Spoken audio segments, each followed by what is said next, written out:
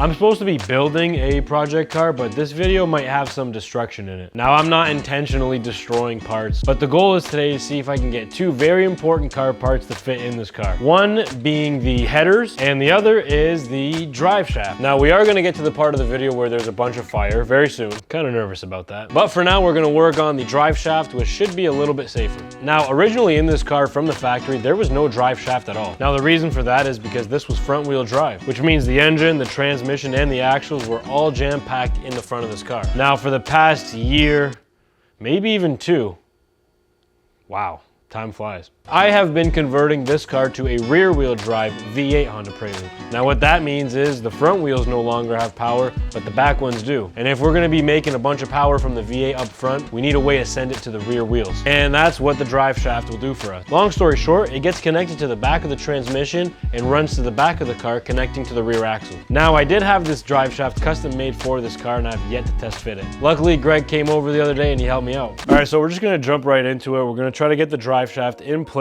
There's a little bit of metal that we think we need to cut out so that we can get it to fit. So I'm gonna go under there with the drive shaft before we cut anything, and I'm gonna press it up, see what it's touching, and we're gonna take pieces off bit by bit. I'm so nervous about this. Look, I took two drive shafts, welded them together. Yeah. Okay, so that is quite short. Still got plenty in there, right? Oh yeah, we're only an inch out right now. Well, we're about half an inch away from the thing. Okay, first place it's sitting is right here. We have to go up quite a bit. I think this part will be okay, but I think here. I'm gonna cut this out anyway because it's not doing me anything. Like just from here across. Okay, where the two holes are.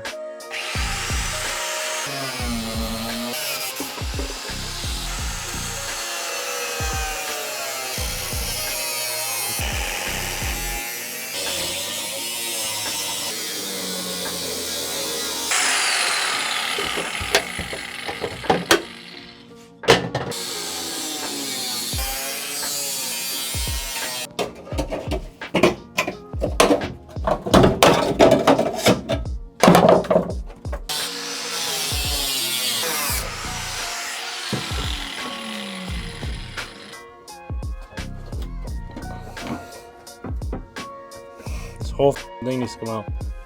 If you just want to drill out the tack welds instead of trying to cut the whole thing, the top layer will come out. And then we can just easily cut the bottom. Yeah, let's get rid of those welds.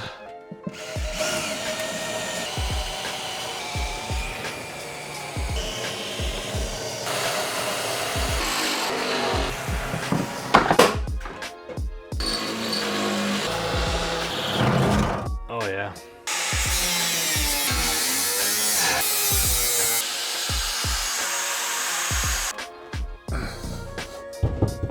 Okay, so we're good. It's just here now. All right, so we've cut out this big portion here, and now we're good all the way from the transmission until this little section right here. Now, from the top, I think we're okay, but this is like double layered and everything here, so we're gonna have to go under the car and try to get rid of this section underneath, and then we should be high enough to connect to the axle.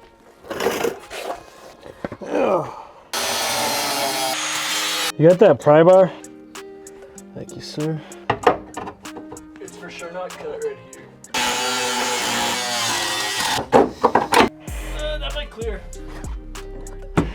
Why won't it go out? Because the flange is hitting the bottom side of this thing. Are you serious? Yeah, this dips down. All right, so we did get the drive shaft in, and we got enough stuff out of the way that it will bolt up to the axle and slip into the transmission, and there'll be nothing in the way. But as you can see, Greg's measuring some stuff, and that's because there's an issue. It's not a huge issue, but it's kind of annoying, and we got to take care of it. You see, when you're measuring for a drive shaft, you want to measure from the center of the yoke to the other center of the yoke, and that's how long the drive shaft needs to be. Now, typically what you're supposed to do is take the slip yoke, push it all the way into the transmission, and pull it out 1 inch just so you have extra play. Now, I measured doing that. I took the slip yoke and pulled it out 1 inch, but when I gave the measurements, he also deducted 1 inch, so it's an inch shorter than it needs to be. So now we are trying to come up with a solution. Well, Greg already came up with a solution and we're trying to figure out what we need to do for it. The plan is to make a spacer or a plate that we're gonna bolt onto the axle, and it'll make up the difference of the length we needed in the drive shaft. And by we, I mean Chris. He's gonna make everything.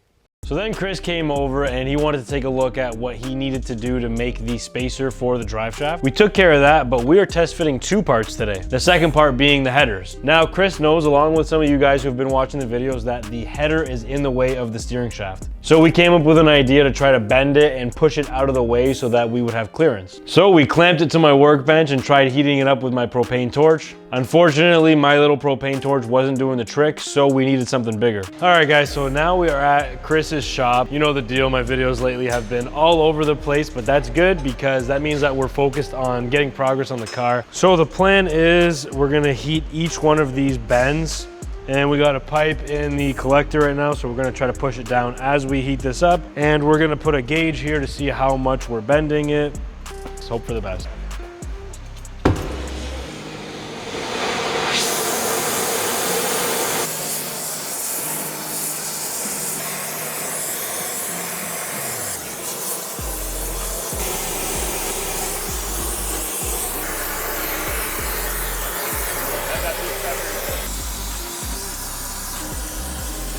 Yeah, that's the one. Well, we got her down. Chris was heating up every single one of the bends back and forth, one by one. And we used this metal here as a gauge because we knew how far we wanted to come down, and we're pretty much there. We did chew up a little bit on the inside here, but hopefully that doesn't matter too much. The flange that we're gonna use for the exhaust goes over top of this, so that's okay. And since the passenger side header was already pretty good, now I think we have 2 headers that we could use. All right, we're back another day at Chris's shop. Eventually our ADHD settled down a little bit and we ended up getting back to work on the spacer for the drive shaft. Honestly, Chris does this type of stuff every single day and I just wanted to step back, let him do his thing and observe. I was there mostly to see if he needed a hand with anything, but I was also able to get these really cool shots to show you guys the amount of work that goes into a project like this and stuff that you may not normally see. And now he's just setting up the other machine so that we can drill all the holes for the bolts.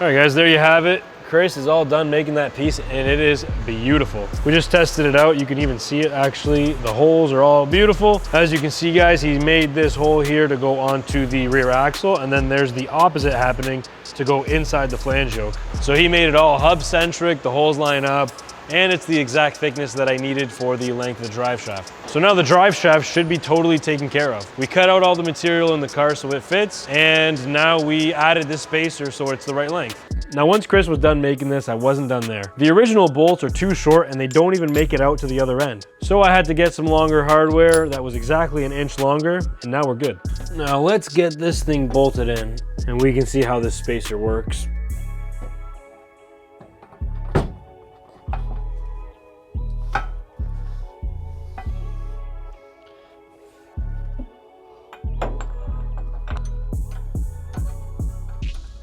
Well, this was not part of the plan originally, but you know what? That works beautifully. And now that we test fit the drive shaft and it works, let's see if the header works now. Now before, like I was saying, we were hitting the steering shaft here, so hopefully we miss now.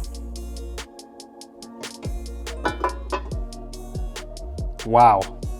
Okay, well, as it sits right now, nothing is touching. We're still very close.